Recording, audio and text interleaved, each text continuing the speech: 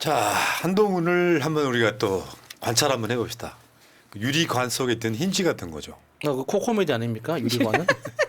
그러면 뭐 한동훈이 그거예요? 그 소중이야? 필요하죠. 그 동훈이도 소중해. 필요하지. 국민의힘 내에서 난타당하는 거 한번 이야기 한번 해볼까요? 홍준표가 지금 며칠째 잘근작을 씻고 있어요. 깜도 안 되는 한동훈이 셀카만 찍다가 당을 말아먹었다. 요거 그러니까 홍준표가 이번에 그 지금 며칠째 그 SNS에 올리고 있잖아요. 네. 한 줄 한 줄이 다 헤드라인이에요. 근데 그 홍준표 입장에서는 진짜 얼마나 속상하겠습니까? 문재인 믿고 사냥개 돼서 우리를 짓밟던니. 아 이게 오늘 올린 페이스북입니다. 아주 자, 따끈한 거. 홍준표의 이거 그대로 읽어드리겠습니다. 문재인 믿고 그 사냥개가 되어 우리를 그렇게 모질게 밟던 짓밟던 애 데리고 와서 배알도 없이 그 밑에서 박수치는 게 그렇게도 좋더냐. 그런 노예근성으로 어떻게 이 험한 세상을 살아갈 수 있겠나. 자립, 자강할 생각은 털끝만치도 안 하고 새털같이 가벼운 세론 따라 셀럽이 된 대한민국 특권층 1% 밑에서 찬양하며 사는 게 그렇게도 좋더냐. 나는 그렇게는 살지 않는다. 내 힘으로 산다.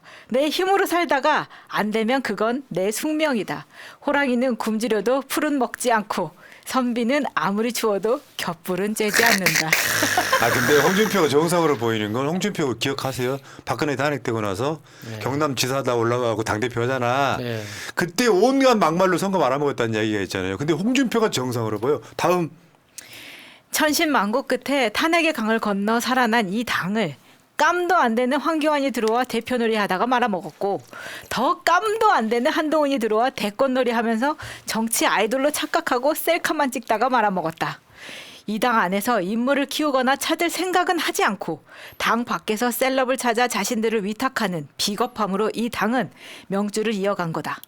우리가 야심차게 키운 이준석이도 성상납이라는 어처구니 없는 누명을 씌워 쫓아내고 용산만 목매어 바라본 해바라기 정당이 되었다. 이제 70대가 넘는 노년층 지지에만 걸구하는 정당이 미래가 있을까? 청년 정치를 외치면서 들어온 그 애들은 과연 그 역할을 해왔을까?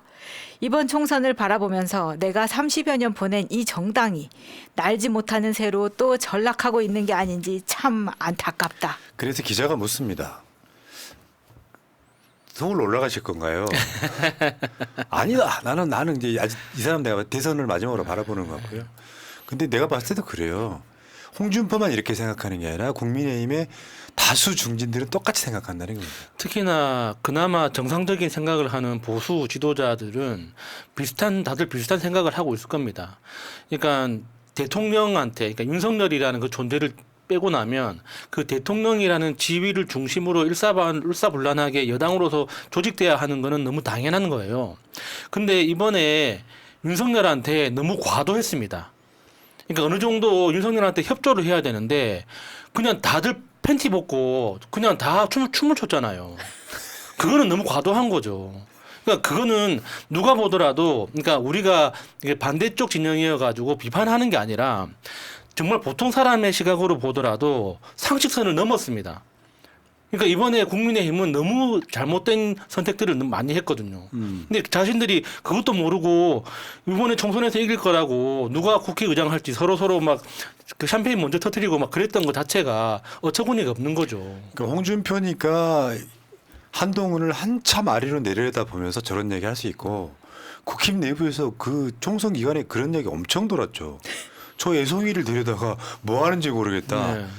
콘텐츠가 하나도 없으니까 이재명 조국만 까면 선거운동이 됐다고 생각하는. 그래서 나중에는 지가 분에 못 참겠으니까 쓰레기 같은 이재명 이런 이야기도 하고 정치를 개같이 한다 이런 얘기도 했잖아요.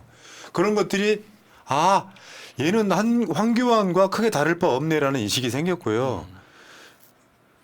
내가 계속해서 말씀드려왔습니다만 한동훈을 데리고 왔을 때는 메시지가 이재명 같은 메시지가 나왔어야 된다는 얘기예요. 우리 25만 원씩 나눠줍시다. 긴급 재난지원금처럼. 난 지금도 명장면 중에 하나라고 생각해요.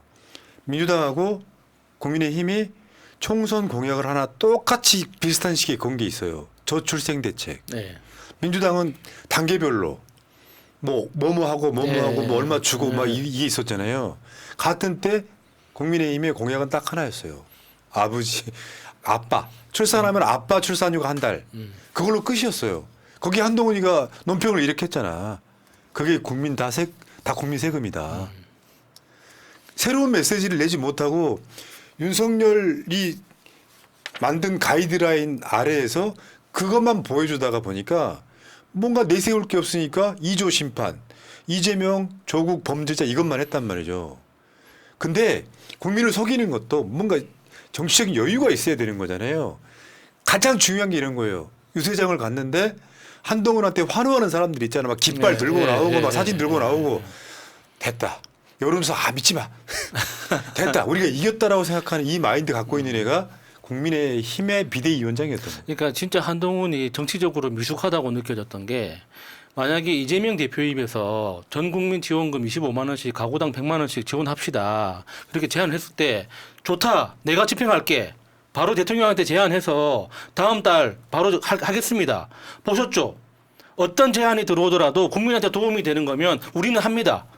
이러면은 한동훈의 이 입장이 완전히 달라지는 거예요. 근데 이게 어떤 이야기라도 이재명 입에서 나오면 그건 아니야. 이렇게 해버리니까 맞죠. 자기가 할 말이 없는 거잖아요. 그러니까 아무리 저기라도 좋은 제안이 왔으면 그 국민한테 도움이 되겠네요. 우리는 실천력이 있는 여당이니까 우리가 바로 지금 하겠습니다.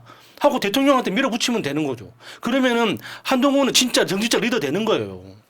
근데 왜 모든 아이디어는 지 입에서 나와야 되고 이게 국민의힘에서 다 해야 되는 거예요? 그거 아니잖아요. 대한민국 검사들의 최고 악질이 그거잖아요. 너 나한테 불편한 이야기 했어?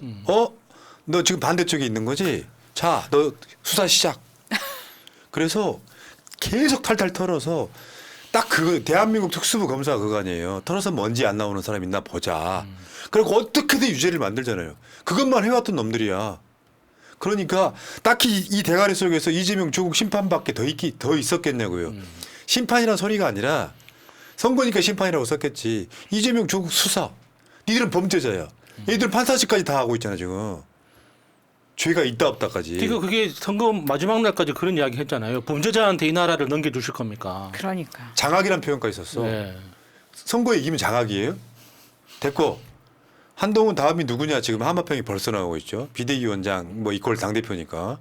지금 아마 윤재욱 원내대표가 또 이제 또 비대위원장 살짝 할지 안 할지 모르겠는데 의원총회 열어야 돼요. 지금 네. 남아있고 낙선한 사람도 있을 거 아니야. 의원총회를 열어갖고 이제 어떻게 할 건지 진로를 논의하고 다음 차례로 갈 텐데 지금 하마평이 이제 윤상현, 찬성합니다. 나경원, 찬성합니다. 안철수. 찬성합니다. 근데 안철수는 오늘 보니까 나 당대표 안 할래 이런 얘기까지 했어요. 지금 이제 안철수는 이미 뛰어내렸잖아요. 찬성하겠다. 최상병 특검 찬성하겠다 얘기할 정도로 내가 봤을 때 나경원이 가장 유력해 보이긴 해. 근데 나경원도 비대위원장은 안 할 걸요. 지금 당 대표 노리고 있을 텐데. 아니 당대표 말하는 거예요. 예, 당대표, 예. 당대표. 그러니까 지금 현재 이게 전당대회까지 윤재욱이 먼저 정리하고 나서 이제 그 당 대표, 당 대표 나경원 괜찮죠.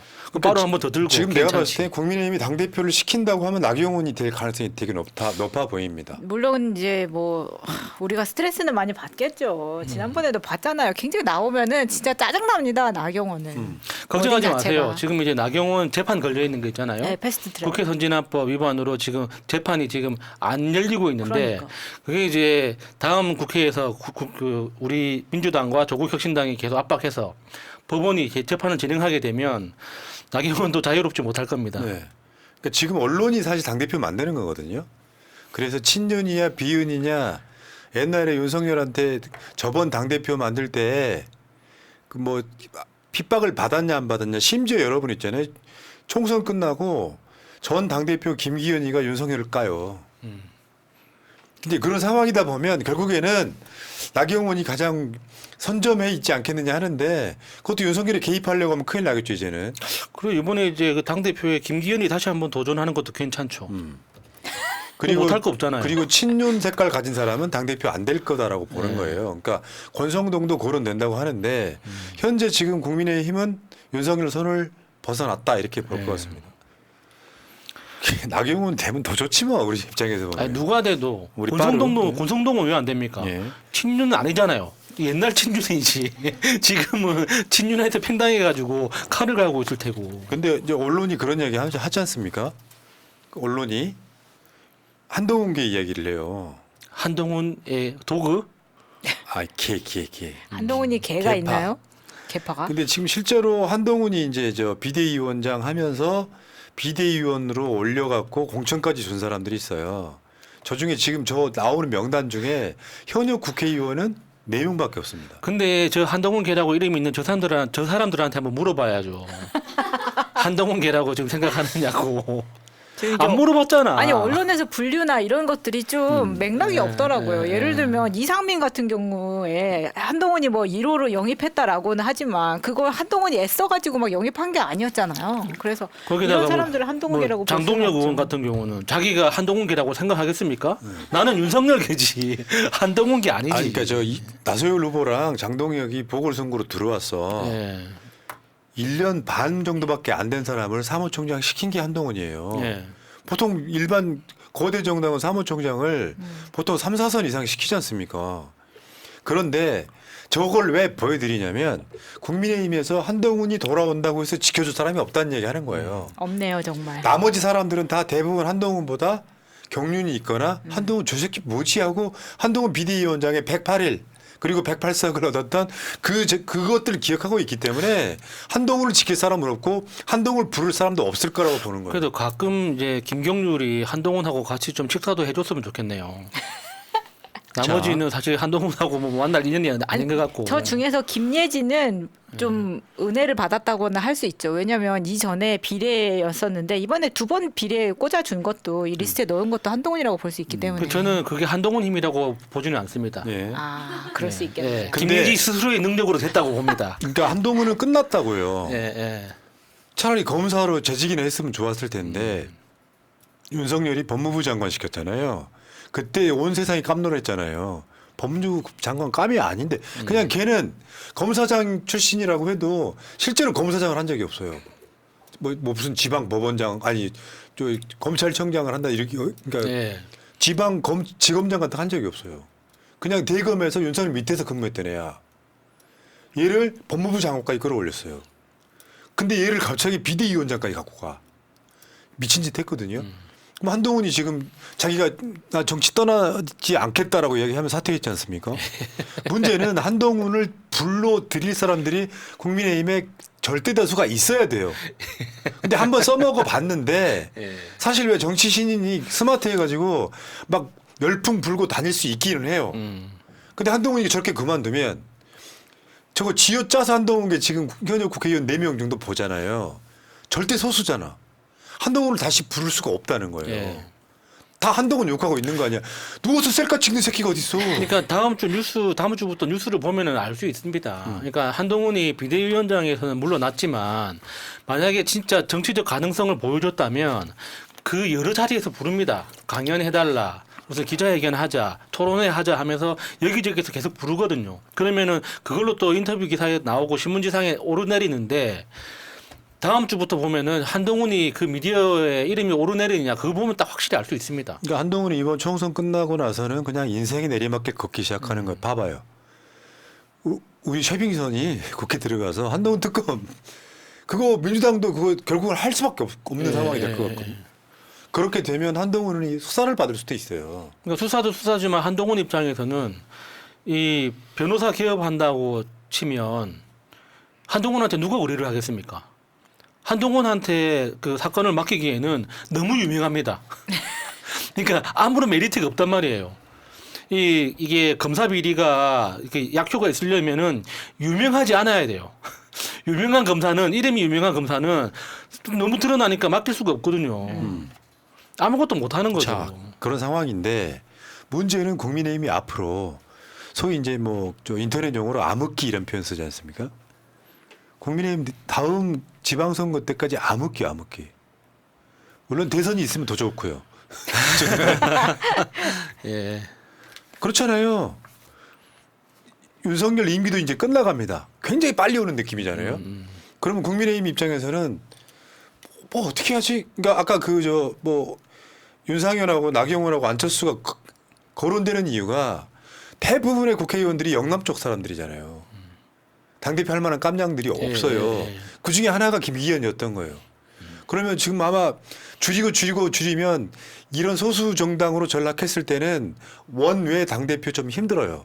원내 당대표일 가능성이 있다 그러면 그나마 나경원일 텐데 사실 나경원 대가리도 극우예요. 그러니까 대책이 없는 거예요. 그냥 저쪽은.